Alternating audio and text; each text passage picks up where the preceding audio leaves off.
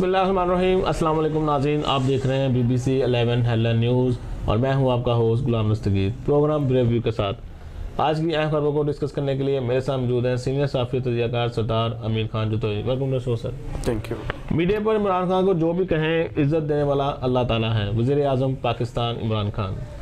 बिस्मिल्लाहिर्रहमानिर्रहीम। दस्तगीर साहब, वो एक बात तो सही है उनकी कि अब जो मर्ज़ी कहें इज़्ज़त तो अल्लाह ताला ने, वज़ीर आज़म तो उन्हें अल्लाह ताला की ज़ात ने बनाया ना, ये फ़ैसले तो वाकई अल्लाह ताला की ज़ात के हैं। लेकिन कुछ चीज़ें होती हैं जो अवाम में सेंटिमेंट्स होते हैं वो बड़े काउंट करते हैं। और किसी भी लीडर को जब इतना ज़्यादा जिसे कहते हैं ना कि PTI की जो कारकर्दगी है वो तो एक अलग चीज़ है, लेकिन बतौर इंसान जिस तरह इमरान खान साहब के फॉलोअर थे, जिस तरह इमरान खान साहब को एक बाकायदा एक पूरा एक जिसे कहते हैं ना विजनरी शख्स कहा जाता था, लेकिन बड़े अफसोस के साथ मुझे कहना पड़ रहा है कि इन 1.5 सालों में इमरान खान साहब ने डिलीवर जो है ना करने के मामले में बहुत बहुत पीछे हैं। और इस वक्त अगर हालात आप देखें तो हमारे मुल्क में जो महंगाई है वो भी एक अलग चैप्टर है, लेकिन आवाम का जो मेयार ज़िंदगी है वो पहले से बद से बदतर होता जा रहा है। तो ये कहना कि आवाम जो मुझे जो मर्ज़ी कहें इज़्ज़त देने, बेशक अल्लाह ताला ने आपको इज़्ज़त दी है, लेकिन इसका हिसाब भी अल्लाह ताला ने इमरान खान साहब आपसे लेना है।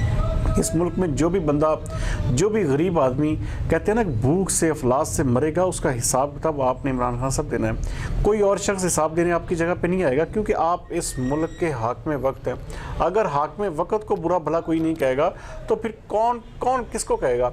ऐसी चीज़ें कहना दस्तगीर साहब मेरे एक ज़ाती से ख्याल में ये भी एक रौनक वाली बात होती है कि जो मर्ज़ी हो जाए जी, मुझे इससे कोई परवाह नहीं है, मीडिया मत देखें, मीडिया को ना, लेकिन असल चीज़ें आप डिलीवर करें। आप ऐसी चीज़ें क्यों कर रहे हैं जिससे आवाम का मेयार ज़िंदगी पस्त से पस्तर होता जा रहा है?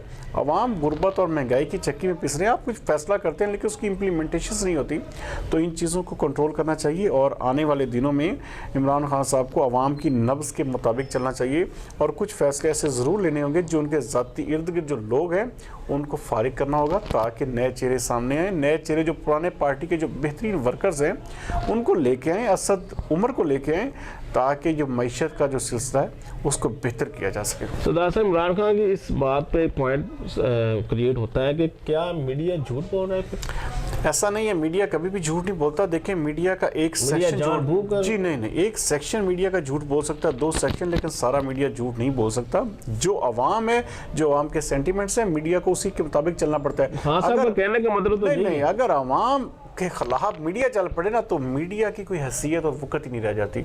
मीडिया हमेशा हुकूमत के मुखालिफ होता है। उसकी वजह ये होती है कि हुकूमत को इसीलिए तो बुरा लगता है क्योंकि वह हुकूमत को तनकीद कर रहा था, उसके कामों के, बुरे कामों के उनको हाईलाइट कर रहा होता है। तो यही वजह है कि हुकूमत जो है मीडिया को तनकीद के ज़ुमरे में लेती है। तो मैं समझता हूँ कि मीडिया जो है बहुत अच्छा किरदार अदा कर रहा है, हुकूमत को आईना दिखा रहा है। हुकूमती कार्रवाई का खौफ, ज़ख़ीरा अंदोज़ी करने वाले मार्केट में चीनी सप्लाई करना शुरू करने लगे। हाँ देखें जी, अल्लाह करे ऐसा खौफ पैदा हो कि ज़ख़ीरा अंदोज़ों को, देखें इस मामले में सबसे बड़ी चीज़ यह है कि जो लोग इस तरह की कार्रवाइयों में हिस्सा लेते हैं या शामिल होते हैं तो अल्लाह ताला के यहाँ भी उनका हिसाब होना है। आप कोई भी चीज़ ज़ख़ीरा अंदोज़ी करोगे, देखें एक हमारे इस्लाम में चीज़ को मना फरमाया गया है, तो क्यों आप ऐसा काम करते हैं? बतौर मुसलमान हमें ज़ाती तौर पर इस चीज़ को रोकना चाहिए और ऐसे लोगों की निशानदेही करनी चाहिए जो ज़ख़ीरा अंदोज़ी में मुलव्वस होते हैं, क्योंकि ये कानूनी तौर पे भी गलत है और अखलाकी तौर पे भी गलत है और हमारे इस्लामी नुक्ता निगाह से भी गलत है।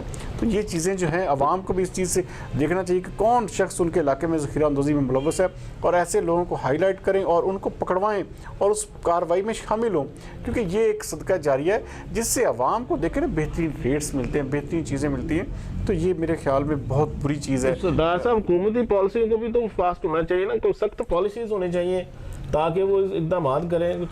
जी, इसमें मैं आपको सच्ची बात बताऊँ तो हुकूमत को तो ज़ाहिर बात करना ही चाहिए, हुकूमत कर भी रही है। और हुकूमत इस हवाले से देखें, एक जो है ना एक मुकामी सतह पे, एक जिसे कहते हैं आप सूबाई सतह पे ले लें, तो इसके हवाले से बहुत मैयज़ लिए जा रहे हैं, लेकिन बड़े अफसोस के साथ कहना पड़ता है कि हमारी आवाम जो है इस पर बराबर तौर पर शरीक नहीं होती। आवाम जो है जो बड़े बड़े माफियाज़ हैं इनको जो है ना, इनको वो गैरत और शर्म की गोलियाँ जो है ना शायद इनको देनी। ज़्यादातर MP MNA ही हैं इसमें। जी, इसमें बहुत सारे लोग हैं जी, एमपी एमएनएस के अलावा भी बहुत सारे ऐसे सरमायादार हैं। ब्यूरोक्रेट्स का इसमें देखें, ब्यूरोक्रेट्स ने चेक एंड बैलेंस रखना होता है। ब्यूरोक्रेट्स ने जाके चीज़ों को, अगर वो अपना ये फ़र्ज अदा नहीं करते तो वो भी इस जुर्म के बराबर के हिस्सेदार हैं। कमीशन से ले लेते हैं। बिल्कुल, इसमें बहुत सारी चीज़ें इन्वॉल्व होती हैं। तो ये बतौर इंसान जो है इस चीज़ की जो है हमेशा जो है हौसला शिकनी ही करनी चाहिए। हज अब तकरीबन 5 लाख में होगा, हज पॉलिसी की मंजूरी दे दी गई।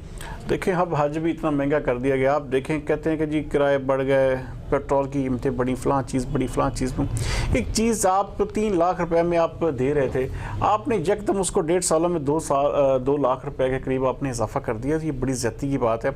हमारे मुल्क में देखें हर चीज़ महंगी है, लेकिन कम से कम हज को तो इतना महंगा नहीं होना चाहिए। आप हर चीज़ पे आप सब्सिडी दे सकते हैं, हर चीज़ पे आप सब कुछ कर सकते हैं। तो ये एक ऐसा अमल है। देखिए 1,90,000 पाकिस्तानी तकरीबन जो है इस साल हज करेंगे, और सबको जो है तकरीबन 5 लाख तो वो है जो हुकूमती गजटेड जो हज पॉलिसी की मंजूरी दी गई है, जो आज इस हवाले से जो बाकायदा इस हवाले से ऐलान भी किया गया है। जो नूरुल हक कादरी साहब थे और जो फिरदौस आशिक अवान साहब ने मीडिया ब्रीफिंग दी, तो मेरे एक ज़ाती से ख्याल में ये इस तरह नहीं होना चाहिए था। ये अवाम के साथ क्या ये मैं बहरहाल इस हवाले से जिसे कहते हैं ना कुछ भी कहना वो भी ज्यादती वाली बात होगी, लेकिन हुकूमत को होश के ना खान साहब को विजन इसमें कुछ और है कि हज तो बाहसियत लोग करते हैं, देखिए इसमें पैसों का क्या।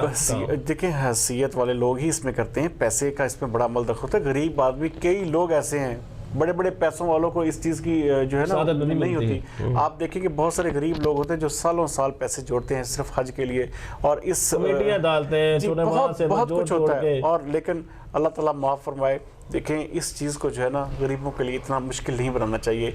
बहरहाल हुकूमत को इस हवाले से ज़रूर कुछ ना कुछ सोचना चाहिए।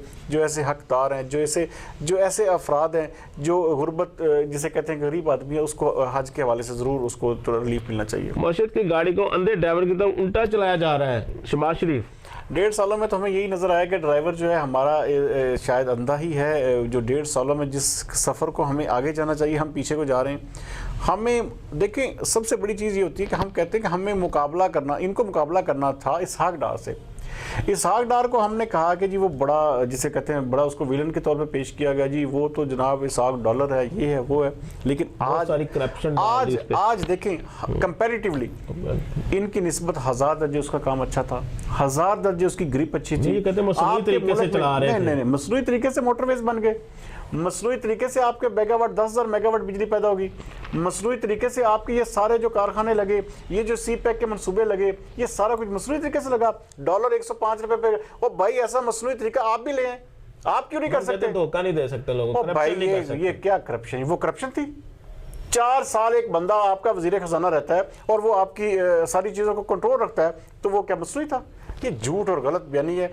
और इन 1.5 सालों में इस हुकूमत ने सिवाय लारों के, सिवाय जिसे कहते हैं दिलासों के, ये हकीकत बात है कि मईशत की गाड़ी जो है इस वक्त अंधे ड्राइवर के पास है, जो सरपट जो है ना उल्टा दौड़ा रहा है।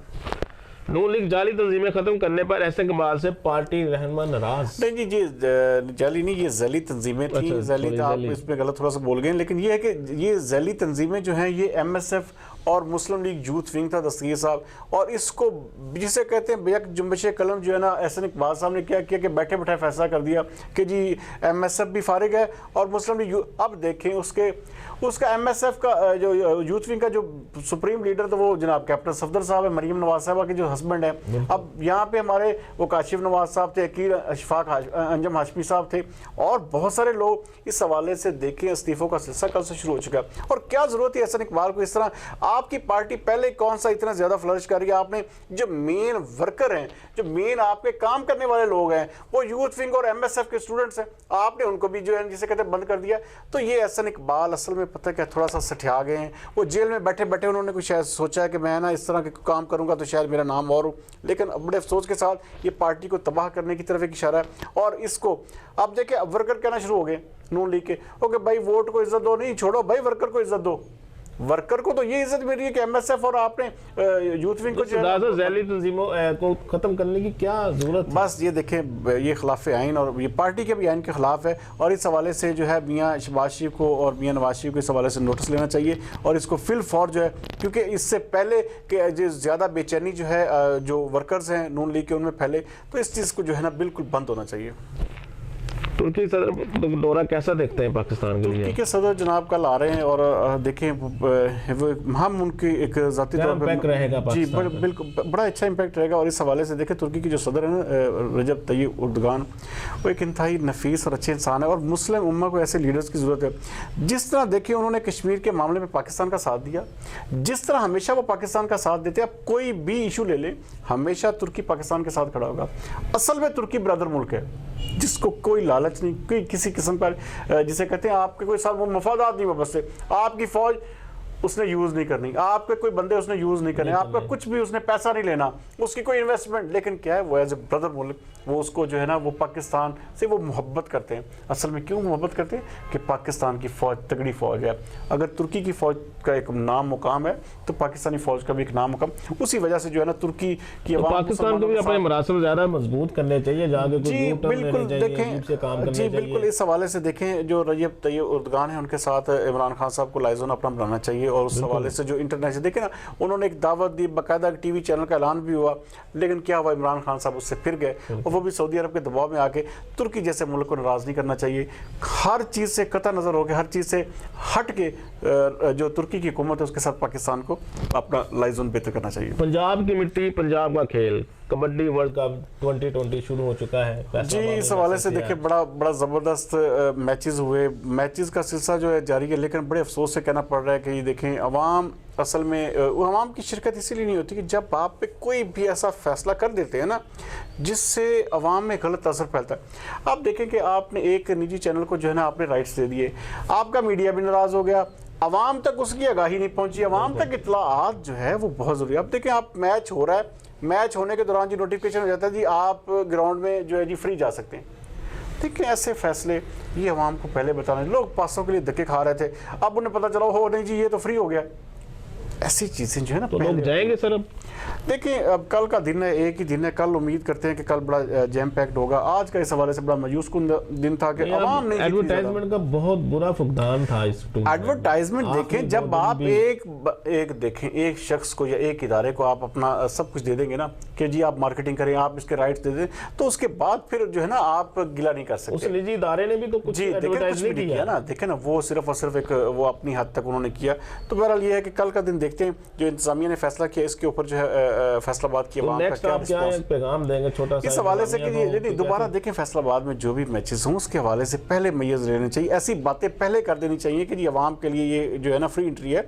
आपने पूरे भूचाल पैदा कर दिया कि जनाब अली पासेस ले लें, ये कर लें, टिकट होगी, ये होगा। अब आपने जब मैच शुरू हो गया उसके दौरान में आपने फैसला कर दिया, तो ये भी एक नाहली है। मैं इसको ज़ाती तौर पर नाहली कहूँगा कि जब आप मैचेस शुरू हो गए तो आपने ऐलान कर दिया, तो उसको आपको पहले ऐलान कर देना चाहिए था कि भाई ये मैचेस की एंट्री फ्री है, सब कुछ आवाम आए और देखे, ताकि जैम पैक्ड होता और आवाम में क्या कहते हैं कि पूरी दुनिया में इसका तासुर अच्छा जाता। बहरहाल कल का दिन उम्मीद करते हैं कि अच्छा होगा। आने वाला दिन जो है ना हर कहते हैं एक बेहतर से बेहतर की उम्मीद रखनी चाहिए। जी नाज़रीन, ये था आज का प्रोग्राम जो हमने पेश किया आपके सामने, ज़रूर आपको पसंद आएगा। कल तक के लिए इजाज़त दीजिए। अल्लाह हाफिज़। पाकिस्तान जिंदाबाद।